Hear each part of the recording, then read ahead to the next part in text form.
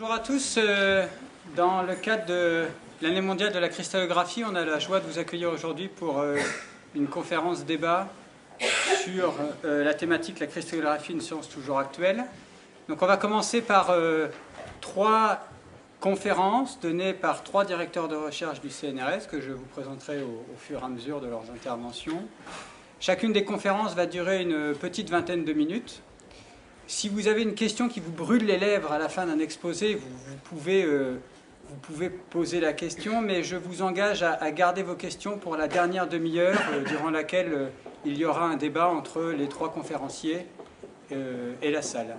Donc nous allons commencer par Patrice Mélinon, qui est directeur de recherche au CNRS, dans un laboratoire qui est un laboratoire lyonnais, donc l'Institut Lumière-Matière, qui est sur le campus de la Doua, et qui va nous faire une présentation un petit peu historique, si j'ai bien compris, hein, sur les aspects, sur la cristallographie, ses intérêts, d'où ça vient, à quoi ça sert, et voilà. Donc je vous laisse écouter Patrice pour les 20 minutes qui suivent.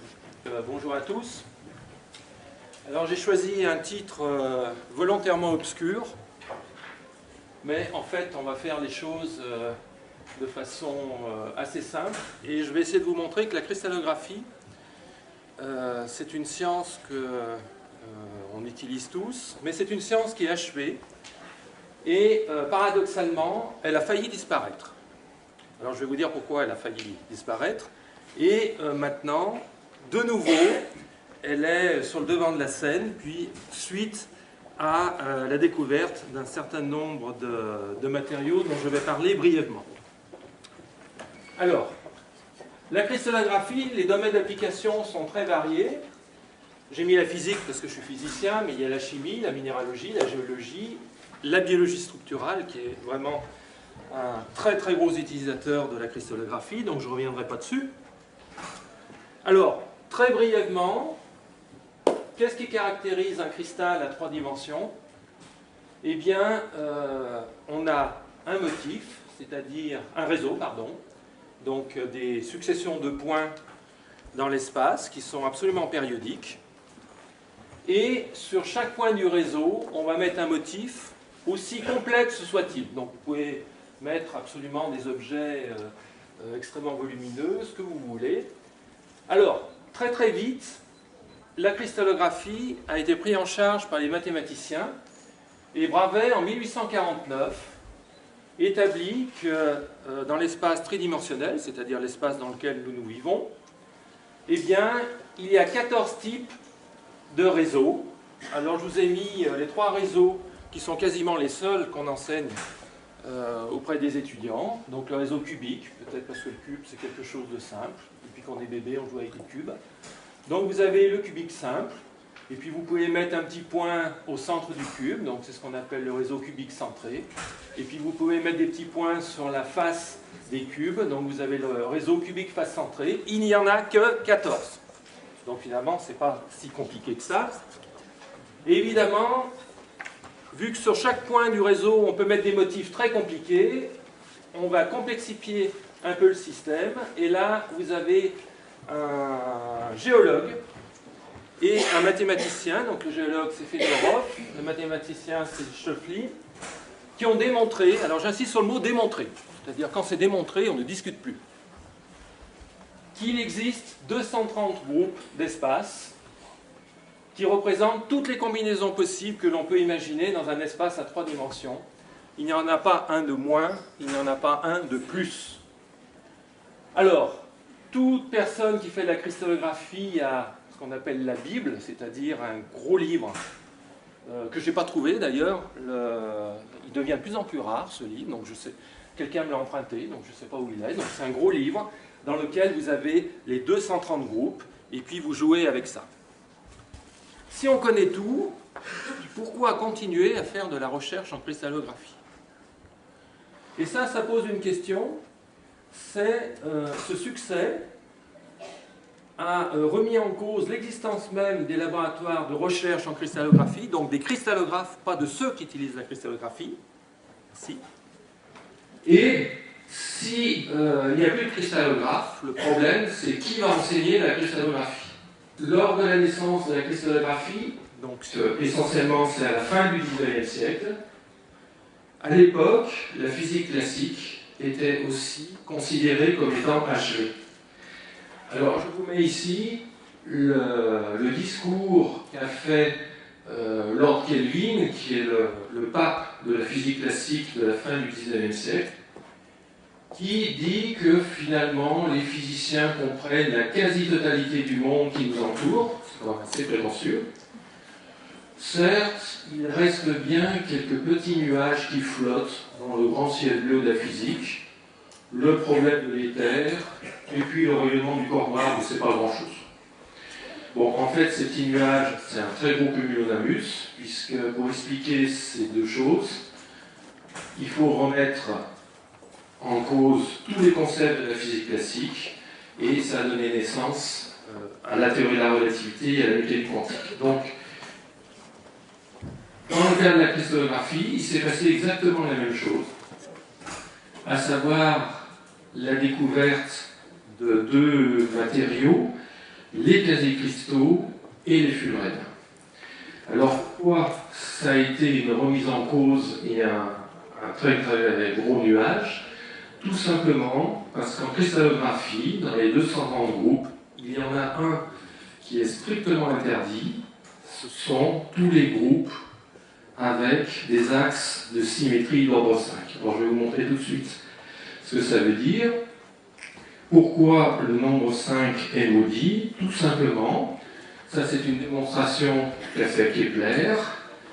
Vous voyez, si vous prenez des pentagones, en haut à gauche, vous ne pouvez pas paver le plan avec des pentagones. Éventuellement, vous pouvez construire un objet à 3 dimensions, qui est le dépèse pentagonal, mais cet axe de symétrie est absolument interdit en cristallographie. Or, bien sûr, vous pouvez tricher un peu. Vous avez ici un exemple de ce qu'on appelle le pavage du Caire. Donc c'est une mosquée qui se trouve au Caire. Et effectivement, si vous déformez un peu les pentagones, vous pouvez paver un peu. Mais ça, c'est un faux problème parce que vous trichez. Alors, Fedorov et Schöffli veillent. La théorie des groupes est irréfutable. Donc, si vous voulez expliquer la présence d'un axe de symétrie d'ordre 5, et on va voir par la suite pourquoi il y a un axe de symétrie d'ordre 5, eh bien, il y a un gros souci. Alors, quand il y a un gros souci, il faut remonter aux hypothèses de départ de la cristallographie. Et ces hypothèses reposent sur deux choses. D'une part, un espace à 3D euclidien, c'est-à-dire notre espace dans lequel nous vivons, et la répétition d'un motif à l'infini, c'est ce qu'on appelle la périodicité dans un cristal. Alors évidemment, si vous faites un objet de très petite taille, la répétition du motif à l'infini, vous pouvez vous en affranchir, donc ça ne pose pas de souci.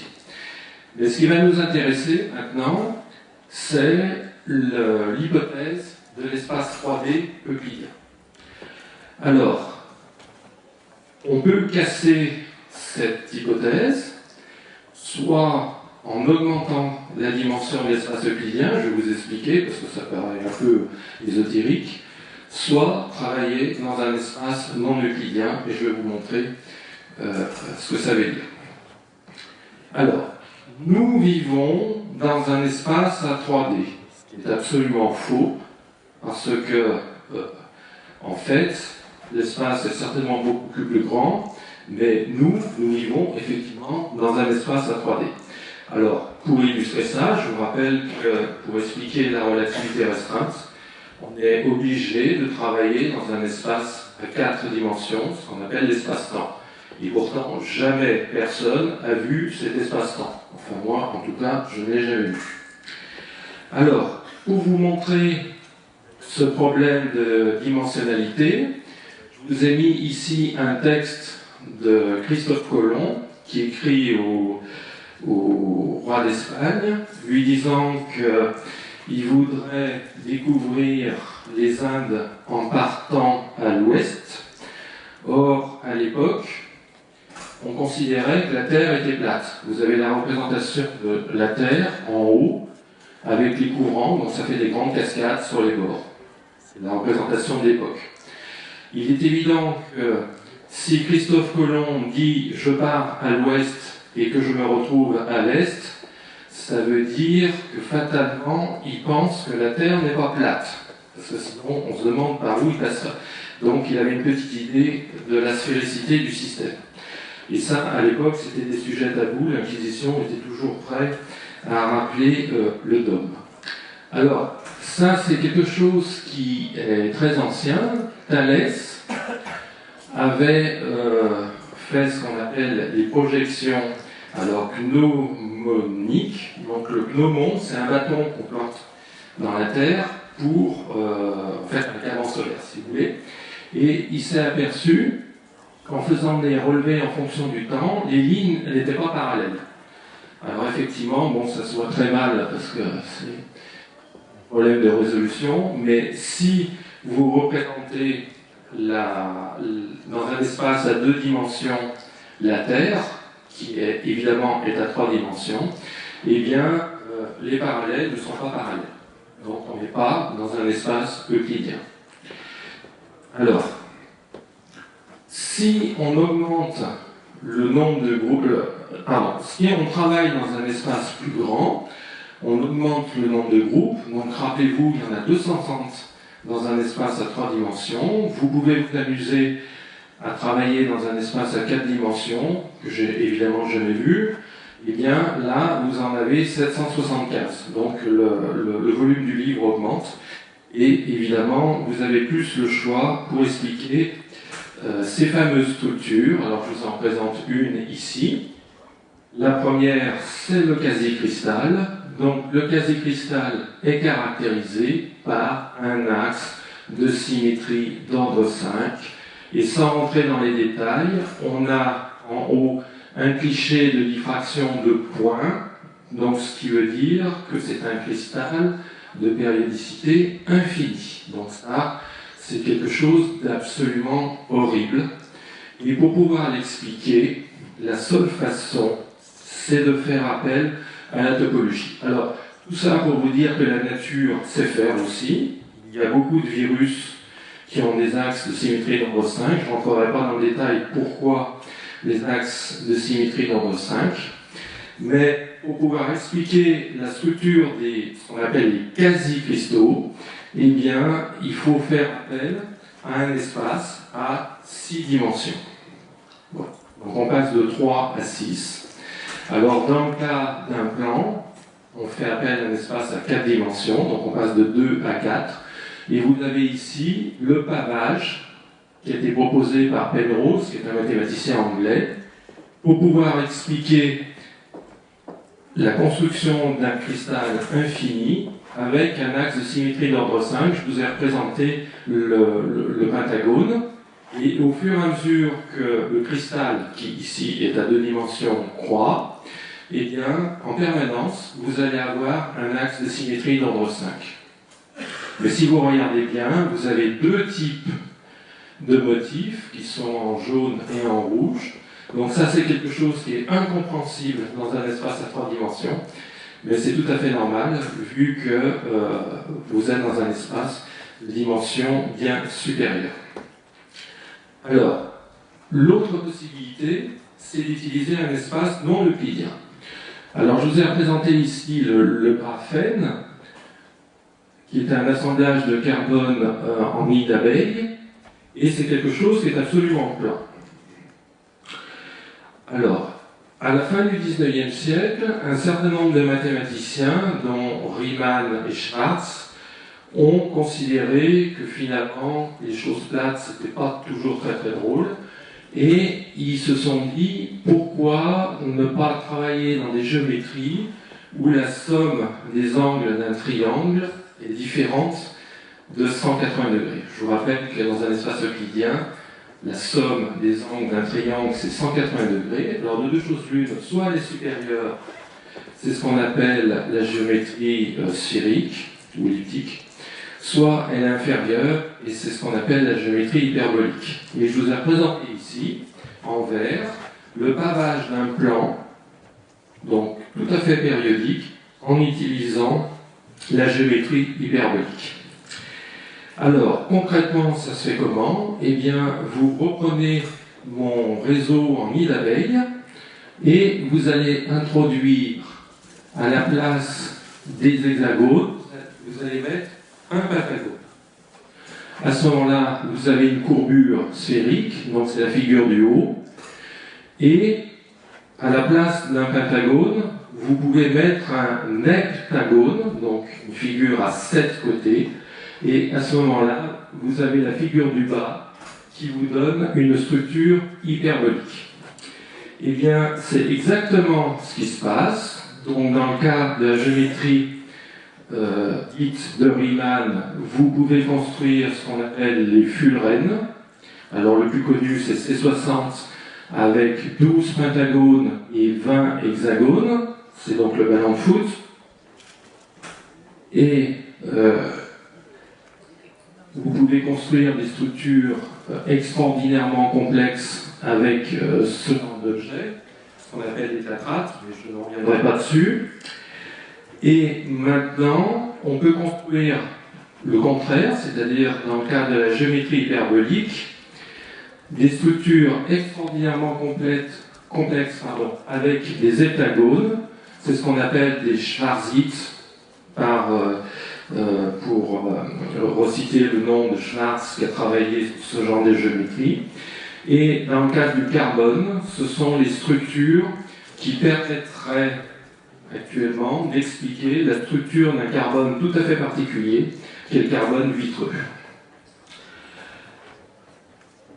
Alors, en conclusion, la cristallographie n'a pas dit son dernier mot. En fait, tant qu'on n'avait pas pris conscience qu'il y avait des objets exotiques et pathologiques avec des axes de symétrie d'ordre 5, des axes de symétrie d'ordre 7, c'est le cas des heptagones évidemment, qui sont officiellement strictement interdits, on avait l'impression que tout était connu, comme Kelvin l'avait dit pour la physique classique, et que finalement, il suffisait de faire des calculs avec les tables de la cristallographie, et avec un peu de chance, on connaissait absolument tout.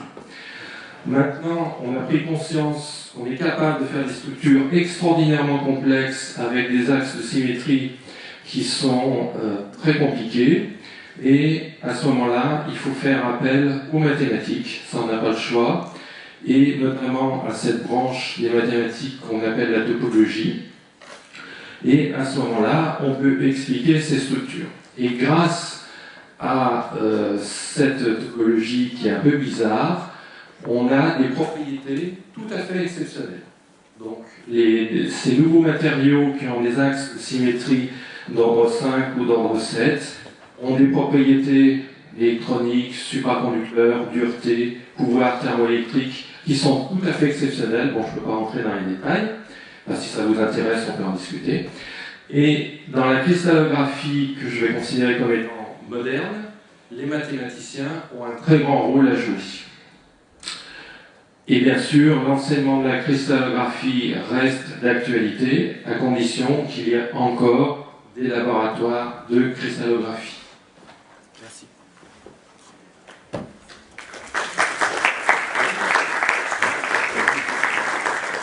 Merci Patrice. Comme Patrice a su tenir son temps, on a le temps pour une petite question, si une question vous l'élève maintenant, ou on peut passer également à la suite des exposés. Donc est-ce que... moi j'en ai bien une, mais... Non, personne. Ah, oui. Comment ça se passe au niveau des orbitales? Si on a un axe de symétrie d'ordre 5, le nombre 5 est impair. Et ça, on peut montrer en mécanique quantique que c'est quelque chose qui n'est pas bon du tout, parce que le système veut toujours être 2 par 2. C'est comme pour beaucoup de choses d'ailleurs. Quand il y a un célibataire comme ça dans un coin, c'est toujours très instable. Donc les propriétés vont changer. Alors, changer, ça veut dire quoi? Ça veut dire que le système peut être, dans certains cas, plus isolant, ou plus conducteur, ça dépend du type de matériau. Mais les propriétés sont fondamentalement différentes. Dans le cadre des Furen, tu pars d'une structure qu'on pourrait prendre pour une structure 2D, puisque tu as un plan, et tu expliques comment obtenir une périodicité avec une symétrie d'ordre 5 en venant l'étaler sur une sphère. Dans ce cas-là, j'aurais tendance à dire qu'on est sur du 2 dimensions et demie. Et dans ton argumentaire de dire que pour avoir une symétrie avec un ordre 5, il faut passer de 2D à 4D, j'ai pas bien compris comment tu comptais les dimensions. En topologie, on peut faire la même chose, c'est-à-dire le fait de passer d'un plan à une géométrie sphérique. Le fait de passer d'un plan qui est à 2 dimensions à une géométrie sphérique qui est à 3 dimensions, on peut le faire soit en résonance sur la géométrie de Riemann, soit en disant j'augmente la dimension. Les deux choses sont complètement liées. C'est simplement un problème de représentation. On va passer au deuxième intervenant. Donc c'est Stéphane Dessler, qui est un directeur de recherche du Centre interdisciplinaire de nanosciences de Marseille, qui est un spécialiste de la nucléation et qui va nous faire une présentation sur la croissance des cristaux de manière générale, si j'ai bien compris. Donc merci pour cette introduction. Donc je vais essayer d'être dans les 20 minutes. C'est pas génial le son. Donc pourquoi éleveur de cristaux? Parce que bon, c'est l'année mondiale de la cristallographie. Et il faut quand même des gens pour faire des cristaux. Alors les cristallographes se chargent eux-mêmes de les faire, mais quelquefois bon, ils font appel à d'autres chercheurs pour les aider. Donc ce sont les éleveurs de cristaux. Alors il n'y a pas de terme pour éleveur de cristaux. En anglais c'est crystal grower, en français il n'y a pas de terme. Donc c'est notre maître à tous à Marseille, le professeur Kern, qui nous a baptisé éleveur de cristaux. Voilà l'origine du mot éleveur de cristaux. Donc, on va dire que les cristaux, d'abord ils naissent, donc c'est la nucléation, la germination, ce dont je parlerai sur la seconde partie de cette présentation aujourd'hui. Puis ils grandissent, c'est la croissance cristalline, donc c'est vraiment la vie, et ils vont finir par mourir, comme je vais vous le montrer. Et c'est pour ça que je dis que la nucléation s'apparente à l'élevage, parce qu'il va quand même falloir faire naître et élever les cristaux, comme un fermier le ferait. D'ailleurs, il y a des boîtes américaines qui vendent des expériences qui s'appellent Crystal Farmer, par exemple. Donc, la croissance cristalline, c'est quelque chose d'intéressant parce que c'est universel, quel que soit le matériau. Est-ce que c'est mieux sans micro? Non? On préfère un micro? Bon. Donc, quels que soient les matériaux, minéraux, organiques, biologiques, les mécanismes de croissance cristalline sont les mêmes. Donc, on peut faire la recherche en croissance cristalline et interagir avec des géologues, des biologistes, des polyméristes, des chimistes organiciens, etc. Comme je vais vous montrer par la suite. C'est un phénomène multi-échelle. Je vous montrerai l'exemple de la grotte de Naïka. Et la cristallisation, en fait, il y a deux grosses applications. Il y a une grosse application industrielle. Énormément de matériaux sont mis en forme et purifiés par cristallisation. Et puis, il y a des applications fondamentales. On verra une tout à l'heure. Les biocristallographes avec Richard Laser, où on fait des cristaux à visée structurale, parce que justement la diffraction des rayons X sur nos cristaux permet de remonter à la structure tridimensionnelle des protéines, par exemple. Donc je parlais de production industrielle, donc le sucre, 1 million de tonnes par an en France. Le chocolat, il y a le beurre de cacao est cristallisé, et en fonction de la phase, donc de la structure cristalline, vous allez avoir un chocolat qui aura des bonnes propriétés. En gros, il va fondre à 35 degrés dans la bouche. C'est ça qu'on cherche. Si ça ne se passe pas comme ça, le chocolat n'est pas génial. Donc il y a des gens qui travaillent là-dessus. Production mondiale, 4 millions de tonnes par an. Donc c'est quand même la cristallisation intérieure, de gros procédés. La mère de tous les procédés de cristallisation industrielle, je dirais, c'est la cristallisation du sel. 3 millions de tonnes en France à peu près. Donc c'est un procédé par évaporation. C'est le premier procédé de cristallisation industrielle. La glace, tout le monde connaît ça, bien entendu. Les médicaments, donc énormément de recherche dans l'industrie pharmaceutique, parce que la grande majorité des principes actifs, les comprimés qu'on prend, contiennent une substance active qui a été cristallisée. Ici, c'est l'ibuprofène, comme on peut le voir sur cette photo. qui a été prise en microscopie électronique à balayage. Et à droite, j'ai mis un fichier de diffraction de poudre des rayons X. C'est l'année mondiale de cristallo, on utilise beaucoup les rayons X dans le laboratoire matériel. Les minéraux, émeraude, diamant, calcite, vous voyez qu'il y en a deux qui ont une valeur économique importante, et le troisième, la calcite, qui est très belle, mais qui n'a pas du tout la même valeur économique. Les protéines, je ne vais pas développer, hein, Richard s'en parlera tout à l'heure.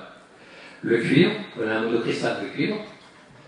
Les cristaux colloquiques, vous voyez qu'on peut faire des cristaux synthétiques de taille respectable, je dirais. Le plâtre, c'est l'exemple numéro 1 que je vais traiter ici. 5 millions de tonnes par an produites en France. Et c'est un matériau qui est bien pour illustrer l'aspect multi-échelle à la croissance cristalline. Voilà ce à quoi on peut s'amuser le week-end si on bricole chez soi. On va ce qu'on appelle gâcher du plâtre. En gros, on mélange 1 kilo de plâtre avec 1 litre d'eau et puis on étale ça sur un mur. Et quand on regarde au microscope électronique, voilà à quoi ça ressemble. On a des enchevêtrements d'aiguilles cristallines et c'est ça qui fait la cohésion du matériau. Voilà notre vue au microscope électronique à balayage encore. Donc vous voyez les baguettes de gypse, hein, le sulfate de calcium dhydraté. Donc en gros 1 micron, je n'ai pas de pointeur mais c'est 1 micron par une dizaine de microns. Et récemment, il y a une dizaine d'années, à la grotte de Laïka, tout le monde a entendu parler, on a trouvé des cristaux géants de gypse. C'est les mêmes cristaux, donc c'est la même structure cristalline, donc les molécules s'emplissent de la même façon. Dans un cas, le cristal fait 1 micron, et là, il fait 1 mètre de section sur 10 mètres de longueur. Pour anecdote, quand Garcia Ruiz, le professeur espagnol, a publié ça, l'éditeur lui a envoyé un mail lui disant bon d'accord, Photoshop c'est bien, mais vous exagérez un petit peu. C'est pas un trucage, hein, c'est une vraie image. On a tous vu les films qui circulent. Donc c'est bien une illustration de cette multi-échelle de la cristallisation. On en retrouve aussi partout. On en retrouve dans les coquillages. Et là, c'est un domaine qui est très très important à l'heure actuelle, en plein essor, ce qu'on appelle la biominéralisation. Essayer de comprendre comment le vivant interagit avec le minéral. Puisque là, c'est aragonite, c'est une autre phase de la calcite, du carbonate de calcium, qui cristallise sous forme de petites briquettes de quelques microns qui s'empilent et qui forment la coquille donc de nos coquillages et qui évoluent au cours du temps. Et c'est purement minéral, sauf qu'il y a dans les creux de la matière organique et que ça interagit. On sait à quoi ça ressemble, on ne peut pas le refaire. Bah, si on savait le refaire, l'application serait là. Hein. La dentine, c'est ce que fait la nature. Voilà le monocristal minéral qu'on peut récupérer, l'hydroxyapatite. Donc vous voyez que la nature fait de l'abeille depuis bien longtemps, bien avant les planchers d'arbustes par exemple, ou les tables optiques qu'on peut avoir dans nos laboratoires de physique. Ben ça aujourd'hui, on n'est toujours pas capable de le refaire. Enfin, en tout cas, on est capable de le refaire, mais pas in situ. Donc on n'est pas capable de faire ça dans la bouche, c'est sympathique d'y arriver, je pense. D'autres matériaux synthétiques que je ne vais pas détailler, donc qui sont utilisés dans notre vie de tous les jours, hein, donc on utilise des propriétés bien particulières des cristaux. Hein, on fait une action mécanique, on peut créer de l'électricité ou de la chaleur. Et donc par exemple, ça vibre à des fréquences bien données, ça permet d'avoir nos montagnes quartz par exemple. Les microprocesseurs. Donc je donne un exemple de ce qu'on fait à Roussé, c'est à côté de Marseille. Il est produit 350 000 wafers de silicium. Wafer, c'est une tranche de ce barreau de silicium. Donc voilà le barreau de silicium qui est produit industriellement. Et puis après, sur ces tranches, on dépose des composés et on fait des microprocesseurs, hein, par exemple pour les puces pour nos téléphones, par exemple. Donc qu'est-ce qu'un cristal? Je n'ai pas besoin de revenir, on a eu une belle présentation tout à l'heure. J'aime bien cette photo parce que c'est un collègue qui l'a prise et on voit l'empilement de différents atomes, les atomes d'orange, et ici vous voyez vous avez des atomes de pommes, et là probablement des atomes de poire, donc on peut voir l'ordre, et qu'on arrive à avoir un ordre à grande distance, dans les 3 directions de l'espace. C'est l'ancienne définition du cristal, puisqu'elle a dû être remise à jour avec justement l'apparition des quasi-cristaux. Ok, donc on en arrive à la seconde partie de la présentation. Essayer de vous montrer un petit peu comment on peut faire croître les cristaux, donc quelques généralités. Et puis après, je terminerai avec quelques nouveautés dans la recherche qui se font à l'heure actuelle, en croissance en solution. On parlait tout à l'heure que la cristallographie était peut-être une science morte. On peut se poser la question, est-ce que la croissance c'est une science morte? Et ce n'est pas le cas non plus. Il y a énormément de choses qui se font à l'heure actuelle. Donc qu'est-ce que c'est que la cristallisation en solution? Je vous parlerai de ça, mais on va parler d'autre chose, parce que c'est ma spécialité. Donc on va dissoudre un produit de départ, jusqu'à sa solubilité. La solubilité, là, c'est marqué en bas, c'est la quantité maximum que l'on peut dissoudre. Typiquement, quand on met du sel dans l'eau pour faire du pâte, on va dissoudre du sel. Et on peut rajouter, comment ça va plus se dissoudre, et à ce moment-là, on aura atteint la solubilité. On mélange, et bien sûr, on peut utiliser, par exemple, ce qu'on fait tous, hein, on chauffe pour accélérer la dissolution. C'est ça la cristallisation. Une fois qu'on a fait ça, il va falloir créer les conditions de cristallisation. Et les conditions de cristallisation, c'est dépasser la solubilité. Vous voyez tout de suite qu'il y a un petit problème, parce qu'on arrive à dissoudre une certaine quantité et on ne peut pas dépasser. Comment faire pour dépasser? Donc il va falloir tricher, en fait. Et il y a différentes façons de tricher. Donc, je vous parlais tout à l'heure du sel, c'est la façon anciennement la plus classique, hein, c'est l'évaporation. On fait évaporer le solvant, donc on surconcentre le soluté, ici le sel, et puis il va finir par cristalliser, donc apparaître à la surface des marais salés. Pour le cas d'épée, les gros cristaux pour l'optique que j'ai montré tout à l'heure, là on va utiliser le refroidissement. Si on revient dans ce précédent, pardon, je vous avais dit, on peut dissoudre du sel, et pour augmenter, on va chauffer. Et donc on va atteindre une quantité élevée, dissoute, et après il suffira de refroidir, et on va créer comme ça un état hors équilibre. On va avoir une solution qui va être plus concentrée qu'à l'équilibre. Donc on utilise la température. Alors c'est un paramètre qu'on aime bien utiliser, qui est fréquemment utilisé dans l'industrie. Je ne veux pas dire de bêtises, mais je crois qu'il y a des procédés dans la salle, mais je dirais que 2 tiers des procédés sont dans l'évaluation de température. Et une autre partie des procédés, soit par ajout de solvant ou par évaporation. Donc la température est au moins un paramètre important. Donc je vais vous montrer maintenant quelques vidéos, dans une dizaine de minutes, 5-10 minutes. Donc, juste pour vous montrer un petit peu ce qu'on est capable de faire classiquement, c'est très facile. Donc ici j'ai présenté une courbe, donc je suis désolé. En ordonnée, vous avez la concentration qui est donnée dans une unité ici, c'est des grammes par litre, des milligrammes par millilitre, en fonction de la température. Et la courbe que je représentais ici, c'est une courbe de solubilité. Pour chaque température, on a été mesurer la quantité maximum qu'on va pouvoir dissoudre, et ça nous permet de tracer cette courbe. Donc, c'est une courbe qu'on appelle d'équilibre entre le cristal et la solution. On ne peut pas la dépasser. Par contre, ce qu'on peut faire, c'est se mettre à 30 degrés, par exemple, et ensuite diminuer la température, se déplacer dans ce diagramme, et dans une zone où on est hors équilibre, où on a dépassé la solubilité, où normalement, si tout se passe bien, on va faire croître les cristaux, comme on peut voir dans ce petit film. Les étoiles représentent les points où je peux faire ce qu'on appelle de l'ensemencement. C'est-à-dire que je mets un cristal dans la solution et je l'observe en train de croître. Donc le film il est pas en temps réel, hein, donc c'est une image toutes les heures, qui est passée donc, à une image par seconde, donc c'est accéléré, on va dire 3600 fois. Il faut plusieurs heures pour arriver à ça.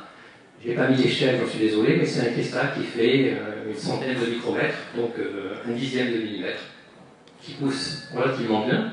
Et ce qui est intéressant, c'est quand on compare le cristal au moment où il est mis dans la solution et le cristal à la fin, on voit donc qu'il a grandi et qu'il a changé. Donc c'est pour ça que j'ai marqué grandir, c'est changer.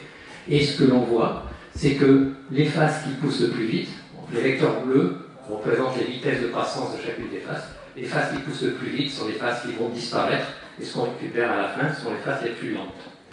Et donc, c'est ce qui explique, je ne vais pas rentrer dans le détail, pourquoi la majorité des cristaux que l'on observe ont des faces planes.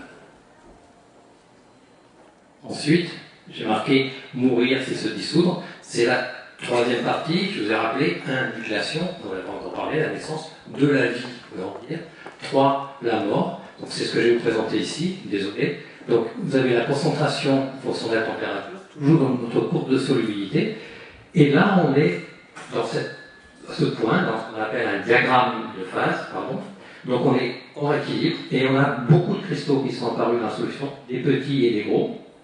Ce qu'on va faire, c'est qu'on va augmenter la température de manière à se déplacer, ce diagramme, de manière à être en dessous de la courbe de solubilité, c'est un domaine où on peut encore dissoudre du soluté. Et ce que l'on va voir, c'est que tous les cristaux se dissolvent, mais qu'il y a un phénomène, ici ça s'appelle le mûrissement cinétique, un phénomène qui fait que les petits cristaux se dissolvent plus rapidement que les gros cristaux. Et donc les petits cristaux vont disparaître. Donc ça, ce sont des cristaux d'une protéine Richard Hazer, on en parlera tout à l'heure, c'est l'alpha-amylase pancréatique de porc. Et une fois qu'on a dissous tous les petits cristaux, ce qu'on fait, c'est qu'on diminue à nouveau la température de manière à remettre en croissance les cristaux. Donc c'est pour ça que je dis que mourir, c'est se dissoudre, donc se dissoudre, c'est mourir. On peut prendre dans ce sens que l'on veut. Donc ça a énormément d'applications d'un point de vue industriel pour la mise en forme, parce que une des propriétés qu'on demande à des cristaux que l'on produit, c'est d'avoir une certaine taille, une répartition granulométrique, et donc ça permet de contrôler la taille des cristaux. Au départ, on avait des cristaux qui faisaient de quelques microns à quelques centaines de microns, et à la fin, on a des cristaux qui font de quelques dizaines de microns à quelques centaines de microns. On peut répéter N fois l'opération si on veut. Juste pour vous terminer là-dessus, en fait, en croissance, on connaît beaucoup de choses, parce qu'on a des techniques qui nous permettent d'observer les surfaces. On a vu la microscopie électronique, la microscopie optique, on a ce qu'on appelle aussi la microscopie à champ proche. Donc là, c'est des images de microscopie à force atomique. La microscopie à force atomique, c'est une pointe qui balaye une surface, qui a un rayon de couture de quelques nanomètres, et donc qui permet d'avoir une sensibilité à la rugosité de surface de quelques nanomètres. Donc là, c'est la surface d'un cristal de protéines, et on voit des très très belles choses, moi j'estime, sont des spirales de croissance. Donc l'échelle est dilatée en Z, c'est-à-dire qu'on fait un balayage de 10 microns par 10 microns, et la hauteur des marches, ici, c'est une molécule. C'est une molécule de protéines, c'est 4 nanomètres ici. Et donc on connaît bien la croissance des cristaux, on sait comment ça croît, soit par ces spirales, comme on peut voir ici, on a deux spirales qui émergent des défauts des cristaux, d'où l'intérêt de la cristallographie, de comprendre d'où viennent ces défauts, comment se forment ces défauts. Mais on a aussi ce qu'on appelle des terrasses, et sur des terrasses, des gylos bidimensionnels qui peuvent apparaître. Donc on sait exactement comment ça marche. Donc il n'y a aucun souci de ce côté-là. On est quasiment aujourd'hui capable de contrôler ça relativement bien. Par contre, ce dans quoi on est très très mauvais, en fait, c'est la nucléation, l'apparaissance des cristaux. C'est vraiment très très important de contrôler la nucléation des cristaux parce que c'est le moment où on va faire naître les cristaux. Et c'est le moment où on va pouvoir jouer sur beaucoup de leurs propriétés, leur structure cristalline, parce que il n'y a aucune raison qu'une même molécule n'ait qu'une structure cristalline. Ça s'appelle le polymorphisme. Et donc, ça va jouer là-dessus. Ça va jouer aussi selon le nombre de cristaux. Si on en fait très peu, ils vont être très gros. Si on en fait beaucoup, ils vont être très petits. Donc ça va jouer sur une autre propriété, la taille des cristaux à la fin. Et aujourd'hui, c'est quelque chose qu'on ne maîtrise pas très très très bien. Bon, pourquoi, excusez-moi, pourquoi j'ai appelé ça les gouttes où se posent les valeurs de cristaux? J'ai essayé de vous l'expliquer maintenant. Parce que pour étudier la nucléation, il faut faire beaucoup d'expériences. Et si on travaille des gouttes, des petites gouttes, on va consommer moins de matière. Donc, ça c'est l'argument écologique, économique, qu'on doit toujours sortir quand on fait des demandes de financement. Mais le vrai argument, c'est que moins de réactifs, ça fait moins de déchets toxiques. Et ça, c'est vraiment important, je pense. Et puis, ça permet donc de faire la répétition des expériences avec une grosse statistique et très peu de matière. Ça, c'est important. Parce que notre problème, c'est savoir où et quand vont naître les cristaux. Parce que quand on fait une expérience de cristallisation dans un bécher, comme je l'ai présenté ici, on ne sait pas où vont apparaître les cristaux. Alors, toutes nos techniques physiques, où on peut caractériser la molécule unique, qui va s'associer avec une deuxième molécule, etc., pour former le cristal, on ne peut pas les utiliser, là, puisqu'on ne sait pas où ça va avoir lieu.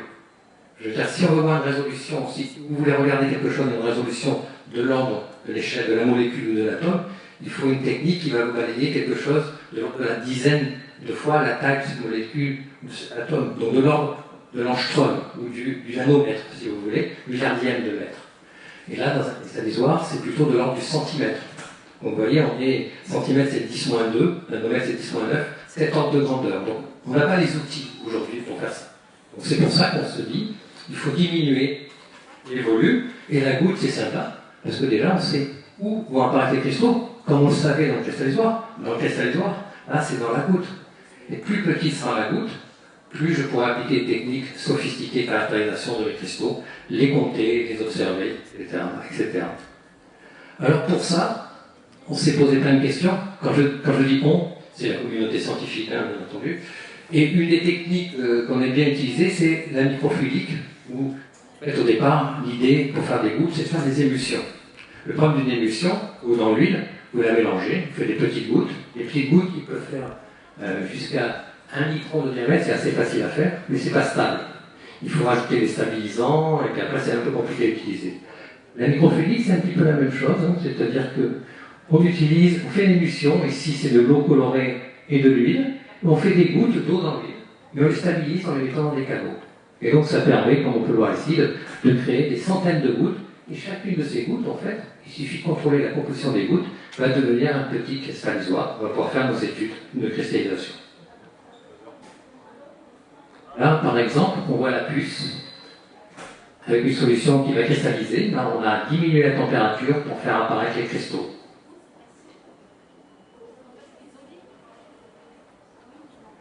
C'est un autre système expérimental. Là, c'est plus une puce, il s'agit juste d'un capillaire qui fait 500 microns de diamètre. Donc là, on a des gouttes dedans. Et ces gouttes contiennent une solution bleue, qui est du colorant alimentaire, et une protéine, le lysosine.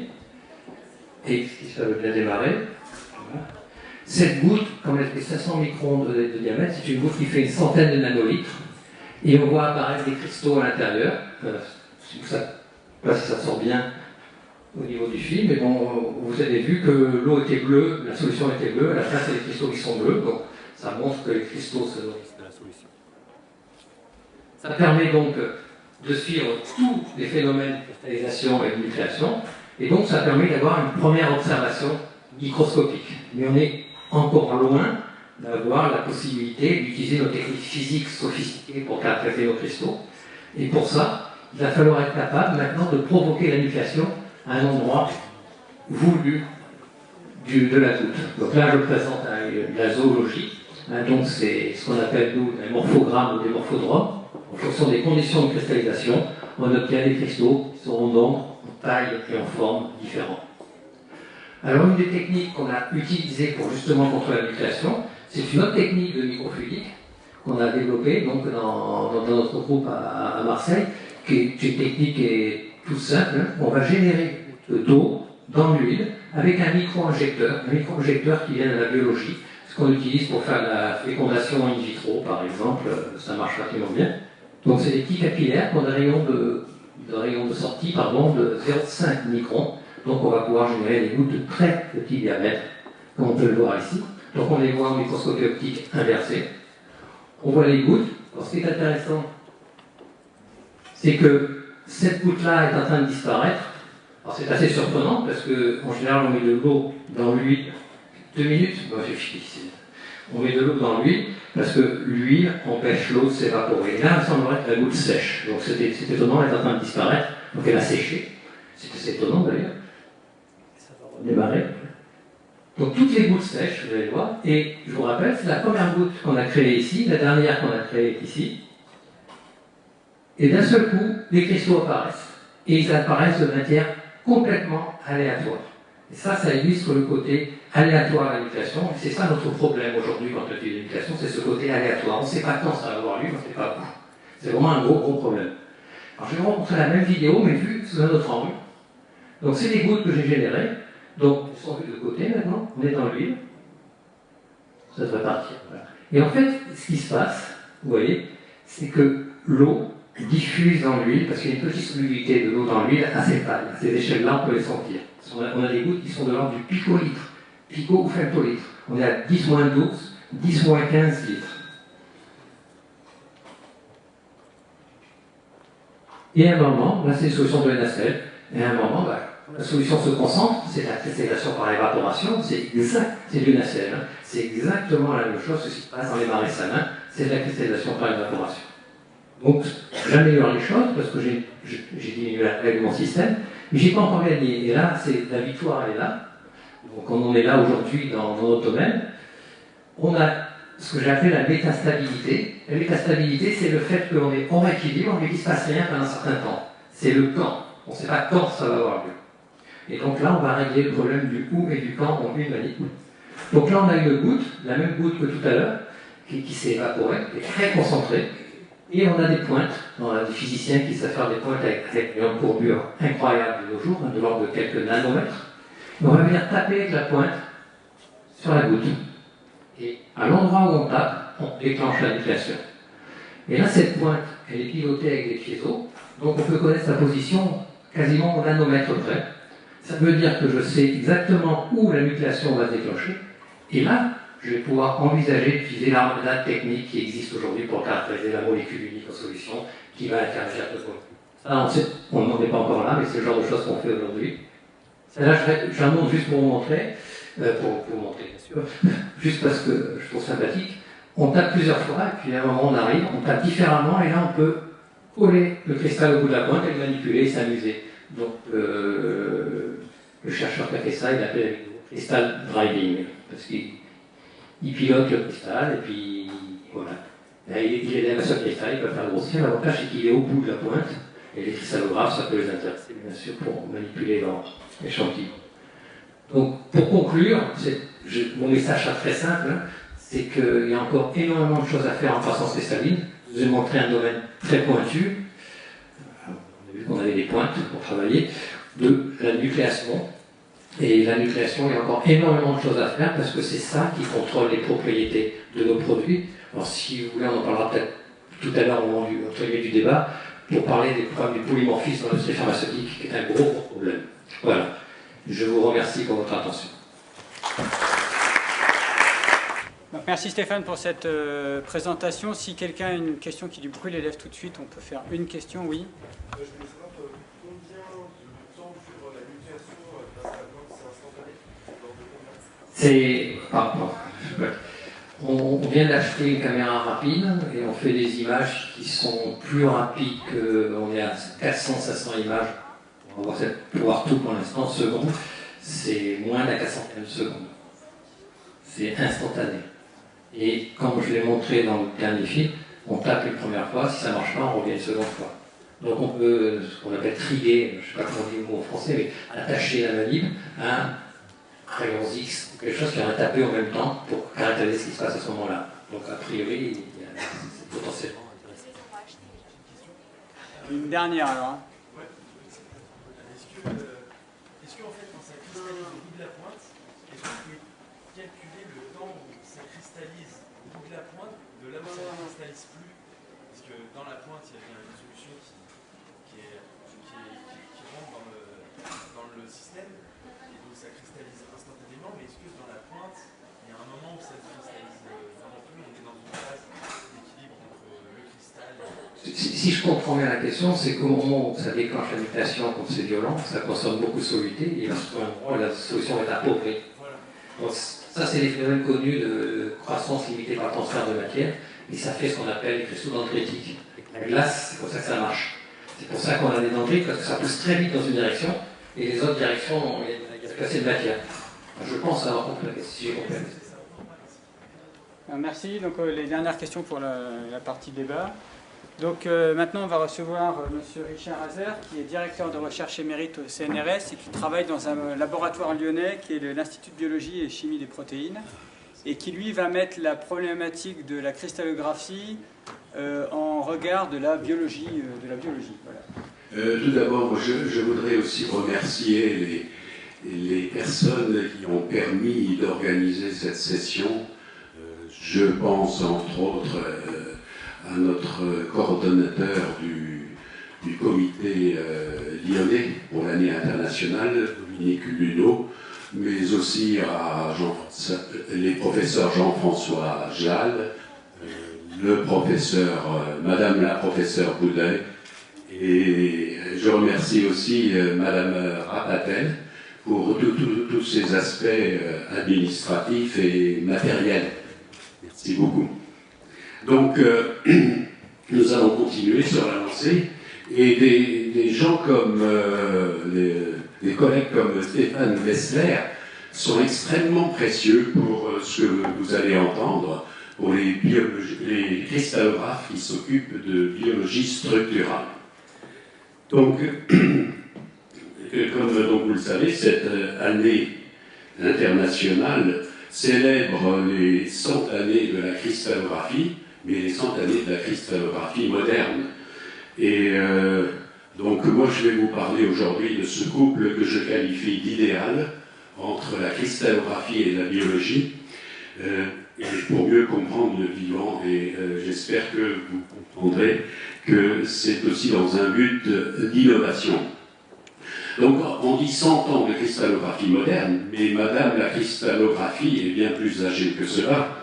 Hein, ça me fait penser, quand nous étions à Bordeaux au congrès de l'Union internationale de cristallographie, on célébrait à ce moment-là les 200 ans de cristallographie en France. Et à ce moment-là avait été édité un petit ouvrage, un petit livret sur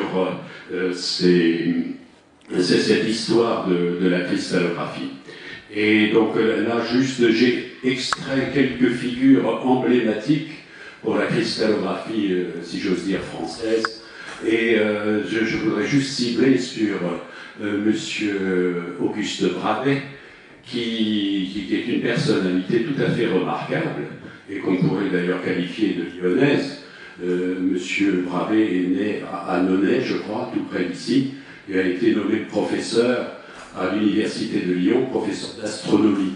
C'était un personnage extrêmement cultivé, qui était aussi fort en astronomie, en physique, en botanique, en météorologie et bien sûr en cristallographie. Et son œuvre est tout à fait remarquable. Dommage qu'il soit mort, décédé à 52 ans, mais c'est grâce à lui, par exemple, qu'ont été définies les 32 classes de symétrie cristalline de manière très solide. Bien. Bon, il y en a bien d'autres. Je pense par exemple à Pasteur. C'est pas un peu bizarre le son, ça va? Louis Pasteur, notre pionnier de la microbiologie, a été également, comme vous le savez, un grand cristallographe. Bien. Alors, revenons dans la cristallographie dite moderne, donc qui a une centaine d'années.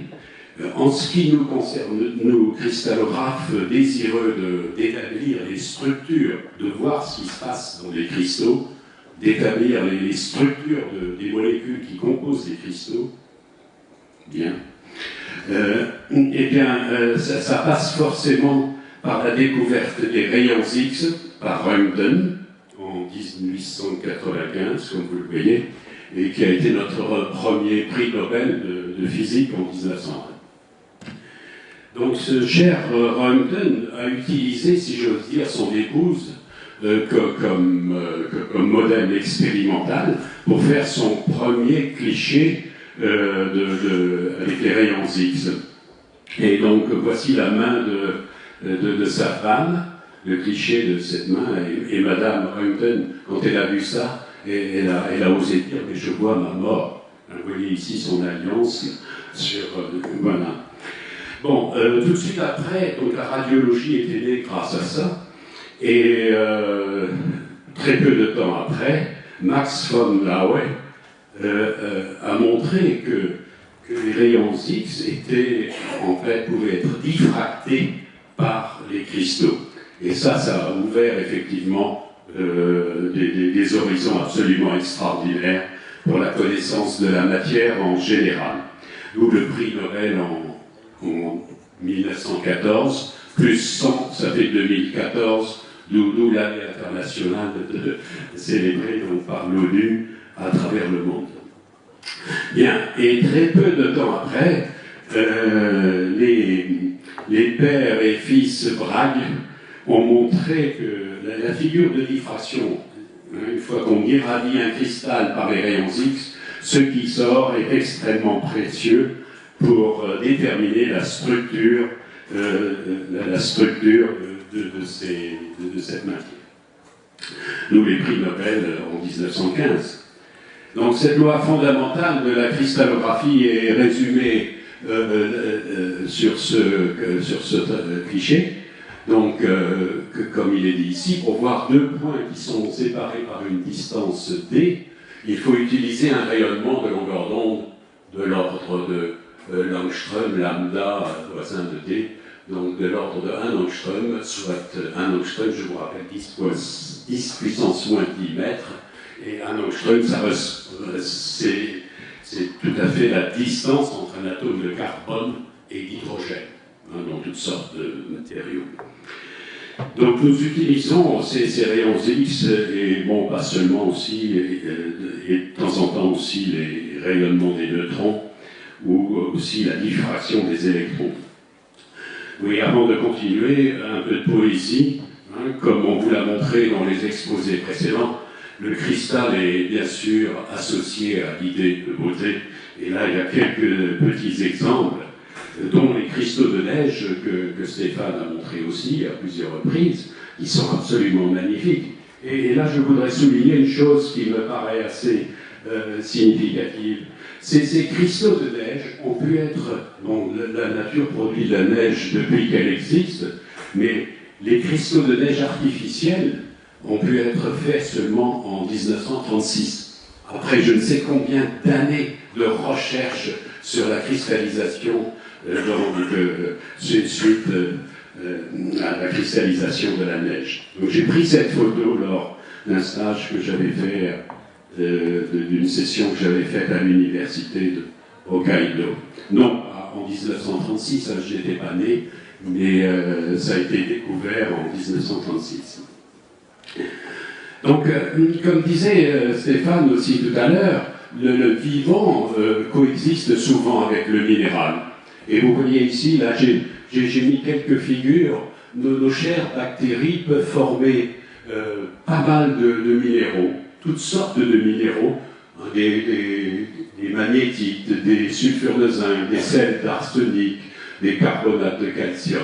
Donc tout ça se trouve dans les bactéries. On ne sait pas toujours très bien pourquoi, mais par exemple dans les bactéries qui fabriquent de la magnétite, c'est les bactéries dites magnétotactiques qui permettent de s'orienter en fonction du champ magnétique. Bien. Dans l'humain, nous autres, nous coexistons aussi avec des cristaux. Quand on a malheureusement un calcul rénal, voilà ce qu'on peut voir dans ces calculs, de magnifiques cristaux. D'ailleurs, ça c'est des objets qui ont été analysés au centre de Stéphane Hessler, où j'ai été élevé moi-même, non pas sous forme cristalline, mais voilà. Donc c'est une équipe avec laquelle il a beaucoup travaillé aussi, donc sur la cristallisation, l'évolution de ces calculs rénaux. Et donc, vous voyez, c'est des photos au microscope à balayage qui sont tout à fait intéressantes. Et ici, vous voyez des cristaux d'acide urique qu'on trouve dans les calculs urinaires, mais on comprend très bien pourquoi ça fait très très mal quand ça passe dans les tuyaux. D'accord ? Donc il y avait toute une activité là autour avec des médecins, des néphrologues et ainsi de suite, des éleveurs de cristaux, pour comprendre les mécanismes de croissance. Bon, passons dans l'univers dans lequel je veux vous emmener maintenant, c'est-à-dire la structure et la fonction des protéines. La cristallographie a fait effectivement des avancées, a permis des avancées très très précieuses dans le domaine de la connaissance des structures des macromolécules biologiques. J'ose rappeler ce que c'est une protéine là-haut. C'est une sorte de fil sur lequel on trouve tous les, disons, toute une série de peptides qui sont enchaînés les uns les autres, avec branché sur chaque carbone peptidique alpha un acide aminé R. Et comme vous savez, ça peut être l'un des 20 acides aminés qu'on trouve dans la nature. D'accord ? Donc cette chaîne polypeptidique peut être de l'ordre de 50 acides aminés jusqu'à plusieurs milliers de groupements peptidiques. Bien, alors pour caractériser ces macromolécules biologiques, bien sûr, on a à notre disposition un ensemble de méthodes biophysiques pour essayer de comprendre leur structure, avec pour but, bien sûr, non seulement de comprendre leur structure, mais aussi de comprendre les relations structure-fonction de ces macromolécules. Donc vous pouvez avoir, en l'absence de cristaux, si jamais ça ne marche pas, vous pouvez faire de la modélisation moléculaire ab initio, mais bon, ça reste encore un peu, ce que je dis, un peu la boule de cristal, les prédictions, bon, ce sont des prédictions, mais ça, c'est une approche tout à fait intéressante quand même. La résonance magnétique nucléaire permet d'étudier les protéines en solution. Il y a aussi maintenant des possibilités d'étudier des protéines sous forme microcristalline, et en tout cas, ou la diffraction aussi avec les techniques de microscopie électronique qui se développent très très fort ces dernières années. Et en tout cas, la cristallographie reste à ce jour la méthode de choix pour déterminer les structures tridimensionnelles des protéines, en tout cas au niveau atomique. D'accord ? Donc un cristal, je ne reviens pas sur ce qui a été dit, mais typiquement, nous travaillons sur des cristaux de très petite taille, aussi de l'ordre de 0,1 mm, 1 dixième de millimètre, si ce n'est moins, et de plus en plus petits aussi.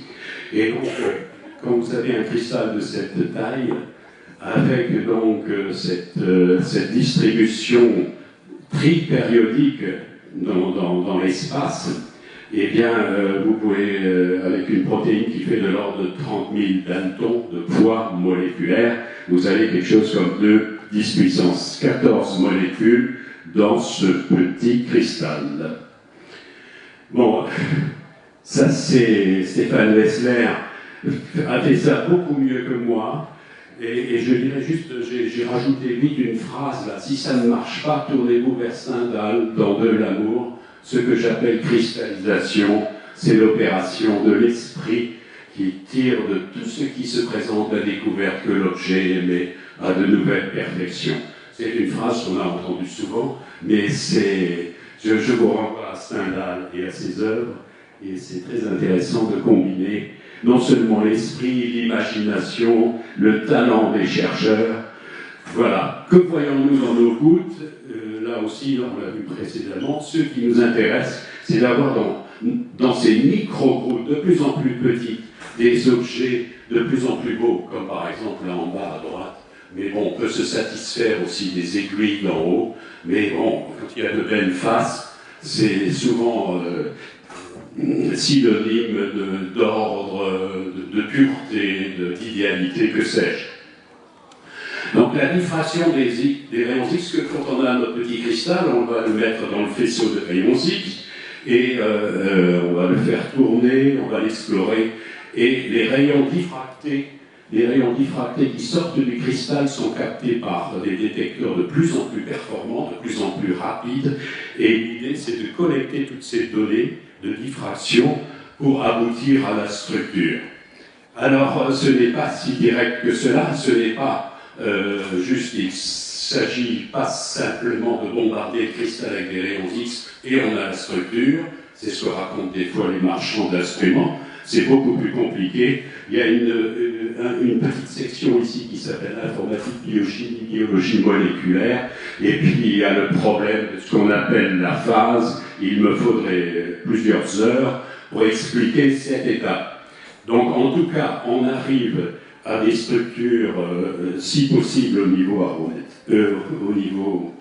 aromatique, j'allais dire, au niveau atomique. Et donc, on pêche nos petits cristaux, comme vous le voyez là, avec des petites boucles.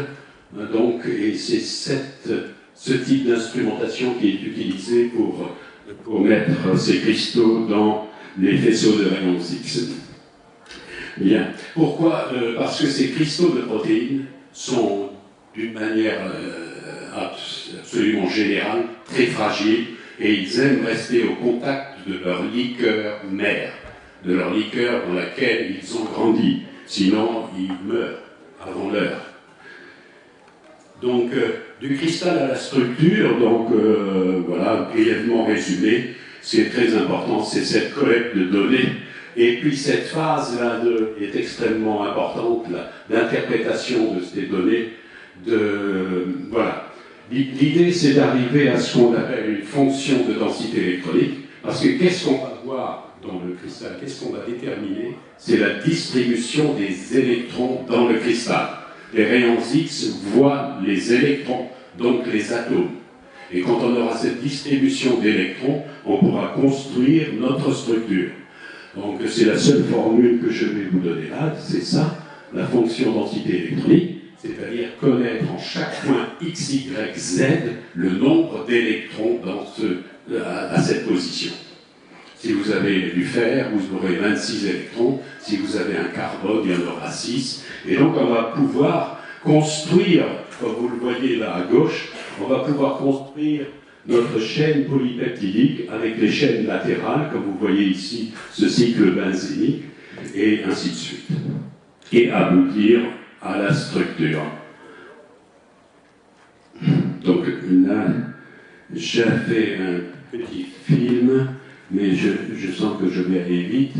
Ça, je vous donne l'exemple de ce qui a été fait à l'IBCP sur une enzyme extrêmement importante du point de vue biotechnologique et qui fait simplement qui produit des isomères du sucre qui sont extrêmement intéressants du point de vue calorique, nutritionnel et ainsi de suite, de grand intérêt. Bien.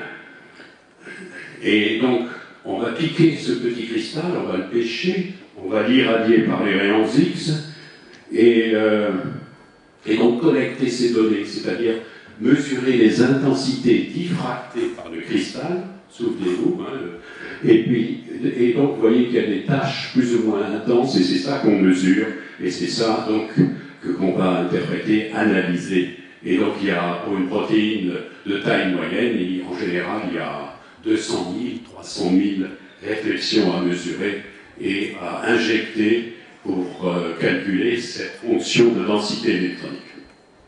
Alors, du cliché à la structure, là je vais extrêmement vite, mais donc ici est la structure de cette enzyme, et qui a forcément un site actif où se passe l'interaction avec le sucre, et c'est précisément ce qu'on a mis en évidence. Alors, je voulais vous montrer ça. Ah non? Bon. Ok. Non.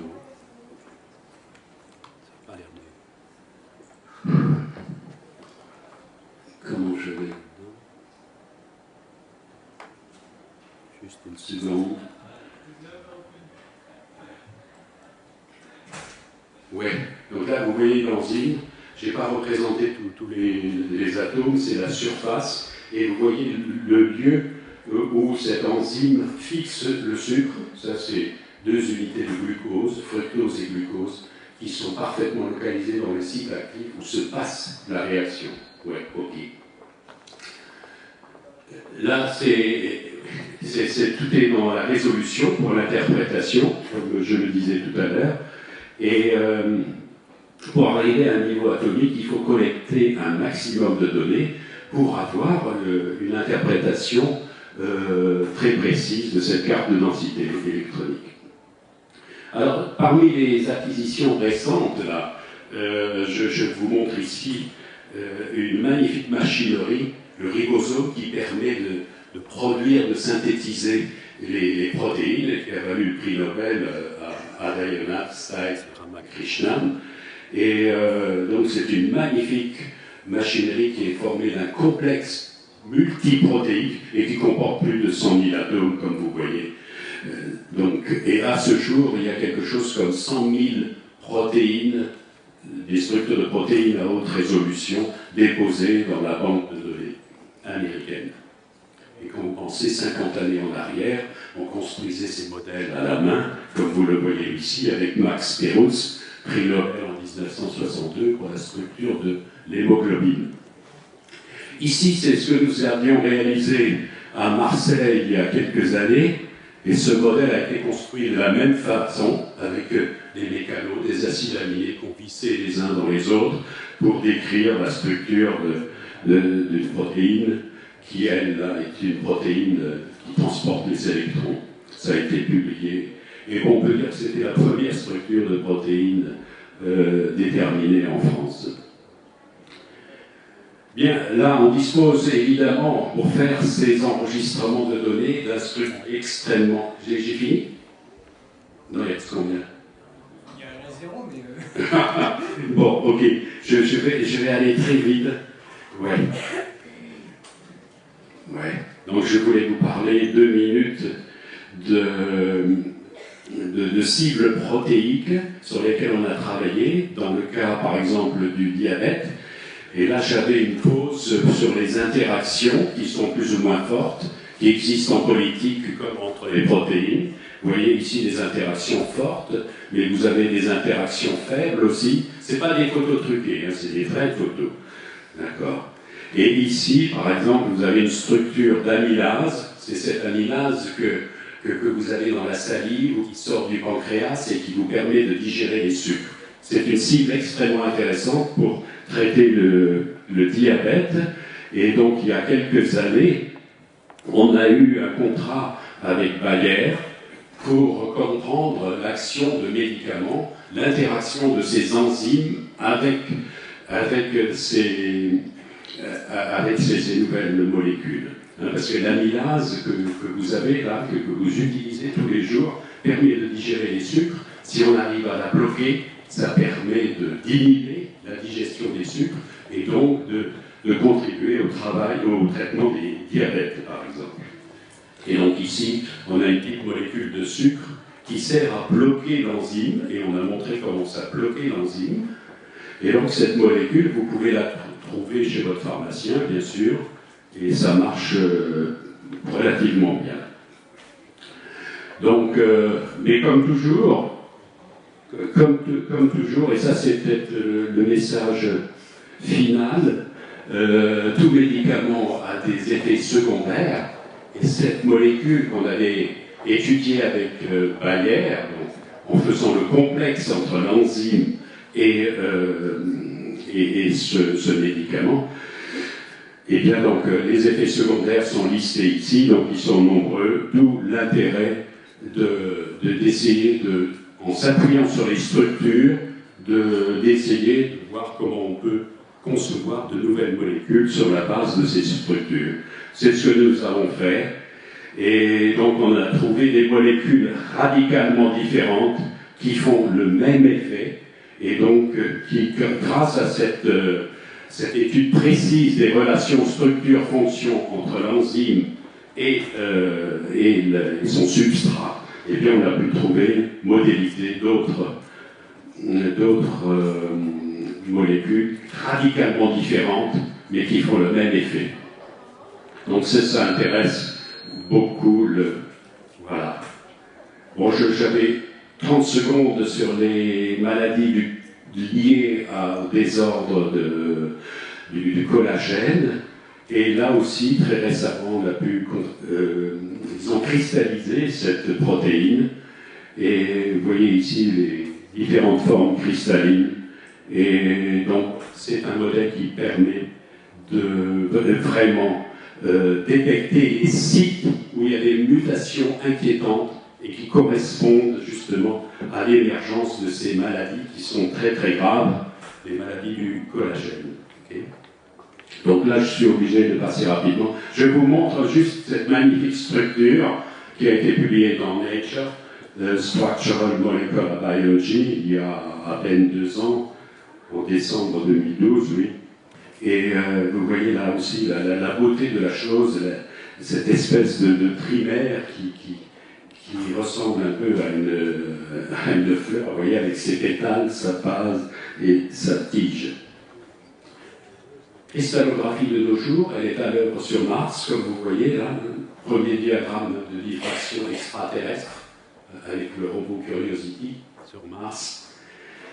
La cristallographie, pleine d'avenir, comme je dis, pour continuer à percer les secrets de la matière, grâce au laser à électrons qui se développe notamment en Suisse et dans d'autres pays, et qui sera en route en 2016.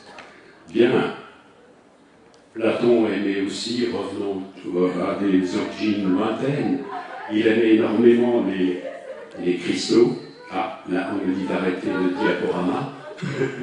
Ok. Voilà. J'ai fini. Merci pour votre attention.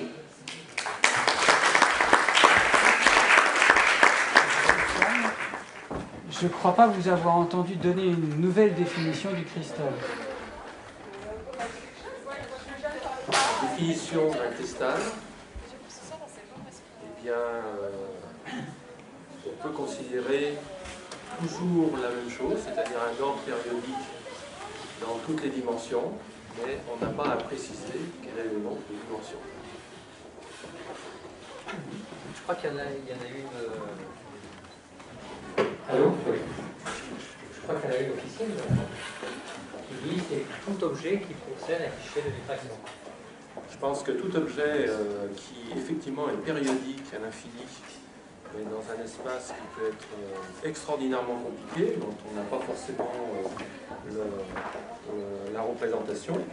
Je vais prendre un exemple simple, ce mois-ci, des physiciens belges qui sont des spécialistes de cosmologie, qui travaillent sur ce qu'on appelle la théorie des supercordes, viennent d'expliquer par la topologie la structure du graphène.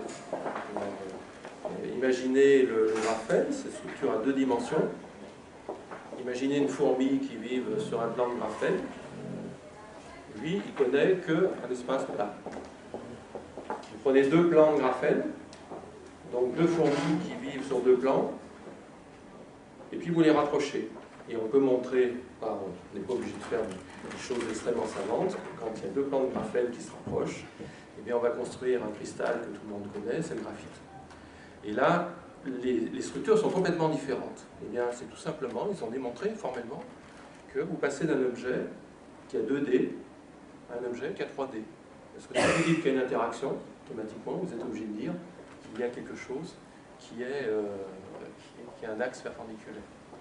Donc, la définition qui était faite il y a un siècle, elle reste toujours d'actualité. Enfin, dans 99,99% des cas, il est évident qu'un cristal est périodique et qu'on peut appliquer les règles classiques de la cristallographie. On ne va pas remettre en cause ce genre de choses. Mais dans certains cas, on peut maintenant imaginer avoir des situations, j'allais dire loufoques, qui peuvent s'expliquer de façon très simple avec la cristallographie. Mais il faut aller au-delà des modèles classiques de représentation que l'on avait. Alors je ne sais pas quelle est la vraie définition, mais enfin à mon avis, elle ne peut évoluer qu'en fonction du temps. Au fur et à mesure que les gens vont découvrir des structures qu'on ne peut même pas imaginer maintenant, ils vont redéfinir ce que c'est que le cristal. Oui, j'ajouterais que les cristaux ne sont jamais parfaits au sens où il y a toujours des défauts ou des... moi je me souviens, on a cristallisé par exemple une protéine qui a donné de superbes cristaux, mais on s'est aperçu que dans ce cristal, il y avait 2 types de isoformes de cette protéine qui se distinguaient en composition chimique. D'accord ? Et ça donne lieu au... Ça n'empêche que l'une peut se substituer à l'autre, mais le cristal n'est pas parfait. Et en tout cas, on ne veut pas, nous autres, on ne veut pas de cristal parfait. Parce qu'un cristal parfait, je ne sais pas, les physiciens savent ça très bien, vous avez des pics extrêmement pointus. Là, nous, il nous faut des pics de diffraction qu'on peut intégrer, et ainsi de suite. On n'aime pas trop les cristaux ultra parfaits si ça existait. Donc nous, on aime bien les défauts aussi. De toute façon, les cristaux croissent parce qu'ils ont des défauts. Bien. S'il n'y avait pas de défauts, ça serait extrêmement difficile de faire croître des cristaux. Je voulais savoir, pour un cristal ayant une structure avec un axe de symétrie d'ordre 5, est-ce que la structure va réagir différemment lorsqu'elle est exposée à un flux de photons? Par exemple, dans le cas d'un cristal de laser, il va y avoir une certaine réaction quand, par exemple, on accélère les photons dedans. Est-ce qu'avec une structure avec un axe de symétrie d'ordre 5, il va y avoir quelque chose de nouveau qu'on n'aurait pas vu par rapport à l'onde? Alors, les cristaux qui ont un axe de symétrie d'ordre 5, on pourrait dire que c'est une curiosité cristallographique. En fait, comme je l'ai dit tout à l'heure, la structure électronique est complètement différente parce que la nature, elle aime les systèmes pairs. Dès qu'on a quelque chose qui est impair, il y a toujours beaucoup de problèmes. Donc à ce moment-là, on change ce qu'on appelle la structure électronique. Et notamment dans les quasi-cristaux, la signature de cet espace, disons à 6 dimensions, parce qu'on ne sait pas ce que c'est. Moi je ne sais pas ce que c'est. Eh bien, il faut imaginer que dans un cristal, si vous le chauffez, vous activez ce qu'on appelle des phonons, des particules élémentaires qui font vibrer les atomes les uns par rapport aux autres. Et dans un cristal classique, les phonons, vous avez trois coordonnées reliées à X, à Y et à Z, puisque vous avez des vibrations qui peuvent se faire dans toutes les directions de l'espace. Et dans les quasi-cristaux, il y a un phénomène extraordinaire qui va se passer, qu'on peut pas, on peut le mesurer, donc c'est quelque chose qui existe. Mais on ne peut pas le comprendre, puisque ça émane d'un espace qui n'est pas le nôtre. C'est l'apparition d'autres composants, c'est-à-dire on a au-delà de X, Y et Z, puisque je vous ai dit que l'espace est plus grand, c'est ce qu'on appelle les phasons. Et ces phasons, c'est quoi? Parce que les physiciens du solide, quand ils ne connaissent pas, ils inventent une quasi-particule, et puis ça finit toujours par on. C'est pour ça que je m'appelle Mélinon. Je me suis dit, avec un peu de chance, en faisant de la physique du solide, un jour j'aurai ma quasi-particule. Bon, ça j'attends toujours. Donc, le phason, eh bien, c'est l'apparition spontanée, je dis bien spontanée, de défauts dans un cristal qui apparaissent et qui disparaissent. Donc, on ne peut pas dire, bon, alors attendez, un défaut, ça veut dire qu'il y a des atomes qui vont bouger par la position d'équilibre. Donc, c'est quelque chose de beaucoup plus compliqué. Et ces phasons, on peut les mettre en évidence. C'est une des caractéristiques de ces quasi-cristaux qui sont représentés dans un espace qui n'est pas le nôtre. Alors, si vous envoyez des photons dessus, eh bien, le cristal, il a une structure électronique, donc il a une réponse par rapport à l'absorption optique. Elle est ce qu'elle est. Donc, après, c'est simplement en fonction de sa structure électronique, elle va soit absorber les photons, soit les rétrodiffuser, soit réémettre de la lumière, donc c'est ce qu'on appelle la luminescence. C'est exactement la même physique qu'un autre système. Donc il n'y a pas de particularité, le photon il ne va pas se transformer comme ça, mais il faut savoir que le matériau, lui, a une structure électronique qui est différente.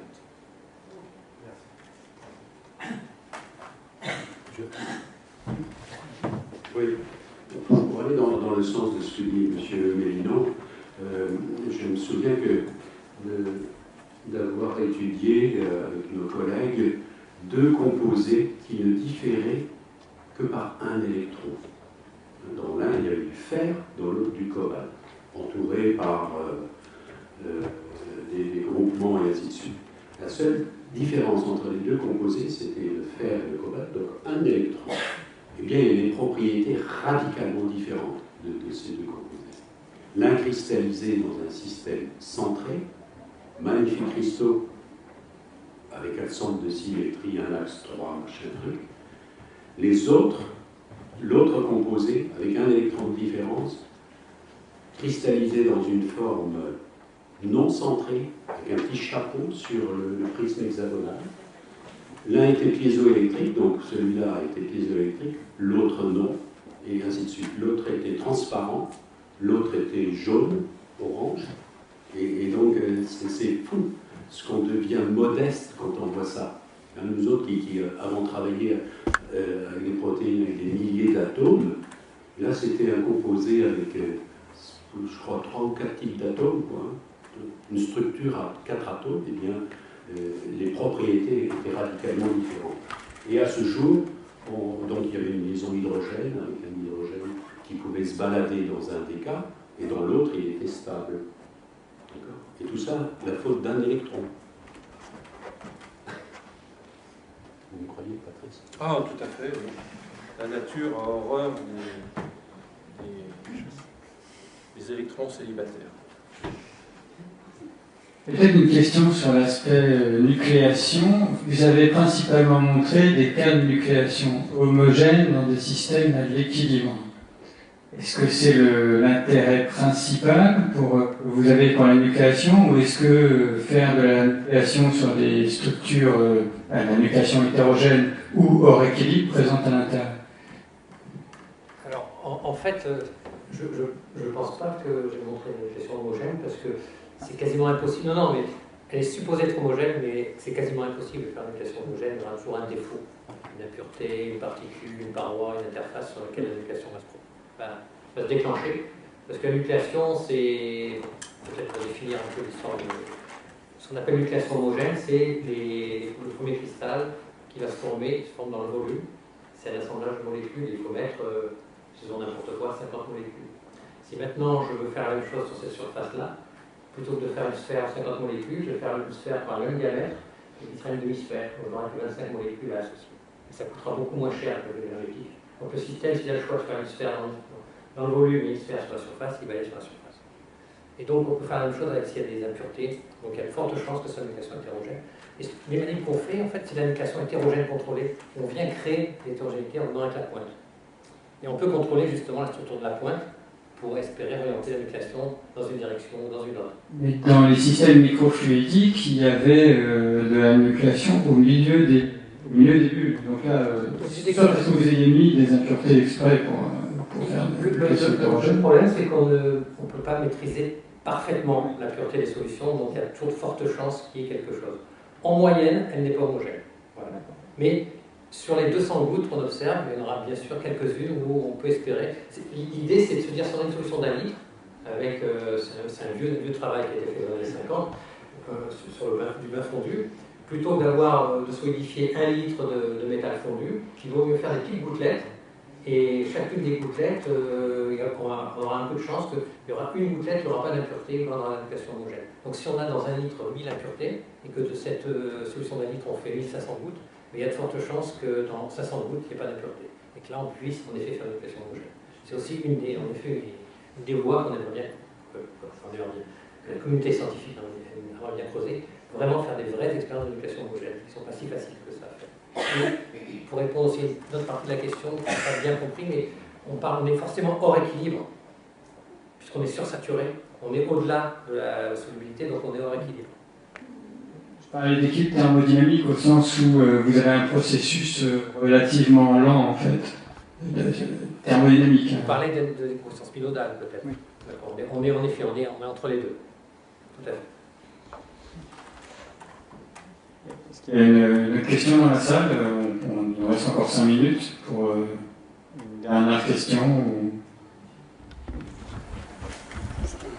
Non, juste une petite remarque, vous avez fait allusion tout à l'heure aux calculs, effectivement, qui font souffrir.